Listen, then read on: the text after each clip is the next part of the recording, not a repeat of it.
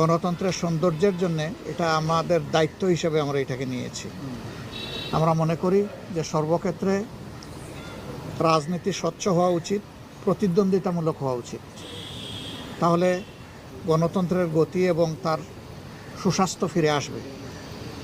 তো ইতিমধ্যে যাকে আমাদের পক্ষ থেকে সর্বসম্মতক্রমে প্রেসিডেন্ট ক্যান্ডিডেট হিসেবে আমরা দেওয়ার সিদ্ধান্ত নিয়েছি, তার নাম আপনারা জেনেছেন। এখন তিনি আপনাদেরকে সালাম দিবেন। এখানে বাংলাদেশ খেলাফত মজলিসের আমিরে মজলিস আল্লামা মামুনুল হক তিনিও আছেন, তিনিও সালাম দিবেন। তো এর আগে ডক্টর কর্নেল ওয়ালি আহমদ সাহেব একটু সালাম। আসসালামু আলাইকুম রহমতুল্লাহ বরকাতু। সম্মানিত বিরোধী দলীয় নেতা, 11 দলীয় ঐক্যজোটের সম্মানিত নেতৃবৃন্দ, বিশেষ করে এনসিপির সভাপতি